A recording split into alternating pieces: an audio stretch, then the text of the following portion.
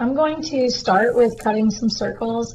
Anytime you are tracing shapes or drawing shapes that you're going to use, start on the edge of the paper so that you have more paper to use afterwards. If you start in the middle, you're going to have less paper. So I'm tracing my circles all the way at the edge of the paper, holding it down with my left hand and tracing with my right.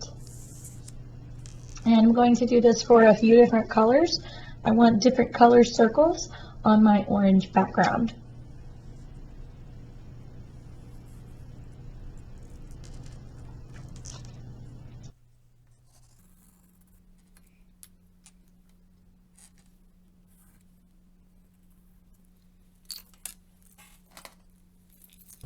As you cut anything that is round or circular, you want to make sure that you're turning the paper as you cut. So as I'm moving the scissors down, I'm cutting, I'm also rotating the paper. It keeps it nice and smooth. That way I have an even circle. And notice I did cut it away from the main paper first, so it was easier to cut my circles.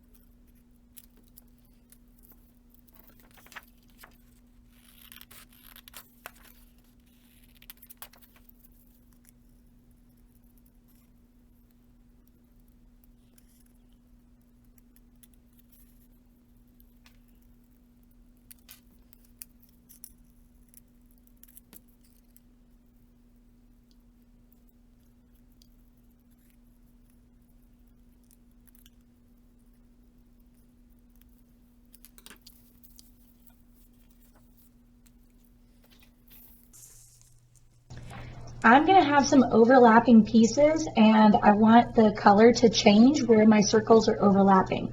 So I'm using some of the lids that I traced so that the pieces are the same size, and I'm going to overlap my traced circles, and then I'll cut out the shape where those two are overlapping.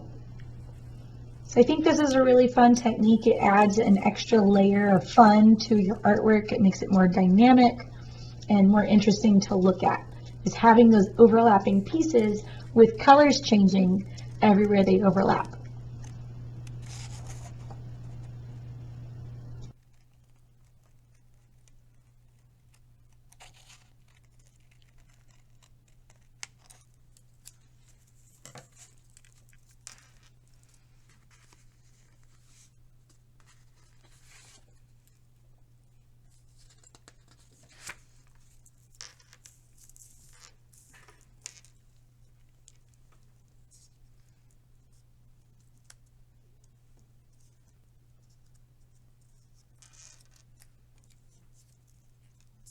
So now we're just going to place them and figure it out. Now remember, these are two of my smaller ones because I used a tape roller for the bigger one. So I'm just going to overlap it. Now in real life, I'm going to go ahead and glue these pieces together so that they're always together and I don't lose my little green one because I don't want to lose it later. Now I am going to play around with the arrangement, and I want more of these overlapping shapes. So I'm going to use a yellow where it changes color so it's not just green on green. But definitely play around with the shapes and make sure that any angles you cut match. So I'm going to have to do this here too and make sure that those angles match. I'm going to trim off that extra. And again, in reality, I'm going to glue that yellow piece down once I find out where it belongs. But I'm not going to glue down any of my pieces to the background until I absolutely know for sure where it goes.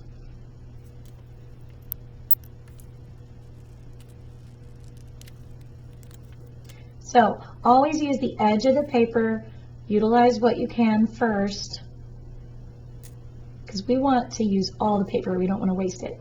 So just play around with your arrangement. You can split triangles even smaller. I could go even smaller if I really wanted to. So here's an asymmetrical design.